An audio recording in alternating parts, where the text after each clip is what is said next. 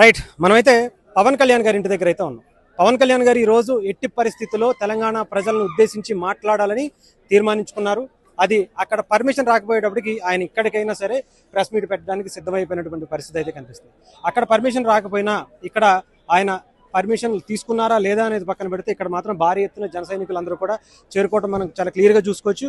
ఇప్పటికే అటు మీడియా వాళ్ళు కావచ్చు, జనసేన పార్టీకి సంబంధించినటువంటి శ్రేణులు కావచ్చు, అందరూ కూడా భారీ ఎత్తున పవన్ కళ్యాణ్ గారి ఆయన ప్రసంగం కోసం వెయిట్ చేస్తున్నటువంటి పరిస్థితి. ఆయన ఏం మాట్లాడబోతున్నారు, రీసెంట్గా జరుగుతున్నటువంటి పరిస్థితులపై ఏం చెప్పబోతున్నారు, తెలంగాణ ప్రజలను ఉద్దేశించి ఏం చెప్తారు, తెలంగాణ ఎలక్షన్స్కి సంబంధించి కావచ్చు, తెలంగాణకి సంబంధించి జనసేన పార్టీ ఎలా ఉండబోతుందని కావచ్చు, ఇవన్నీ కూడా ఏం మాట్లాడబోతున్నారు అనేది మరి కొద్దిసేపట్లో పవన్ కళ్యాణ్ గారు మరొకైతే చెప్పబోతున్నారు. ఇక్కడ చాలా మంది ఇంకా భారీ ఎత్తున చేరుకుంటున్నారు. పోలీసులు కూడా ఇక్కడ ఫుల్ కంట్రోల్కి తీసుకున్నటువంటి పరిస్థితి. తెలంగాణకి సంబంధించినటువంటి పోలీసులు కూడా ఈ గల్లీ మొత్తం అంతా కూడా ఆపేసుకుని కంప్లీట్గా వాళ్ళకి సంబంధించినటువంటి సెక్యూరిటీ ఫోర్స్ అయితే కంప్లీట్ దిగింది. అలాగే పవన్ కళ్యాణ్ గారికి సంబంధించినటువంటి వాళ్ళు కూడా ఇక్కడైతే పూర్తిగా వాళ్ళకి సంబంధించినటువంటి సెక్యూరిటీ, పవన్ కళ్యాణ్ గారి పర్సనల్ స్టాఫ్ కావచ్చు, ఆంధ్రప్రదేశ్కి సంబంధించి ఆయన ప్రోటోకాల్ ప్రకారం ఉండేటువంటి పోలీసులు కావచ్చు, వీళ్ళందరూ కావచ్చు ఇక్కడ పూర్తి స్థాయిలో ఆయనకి సెక్యూరిటీ కల్పిస్తున్నటువంటి పరిస్థితి.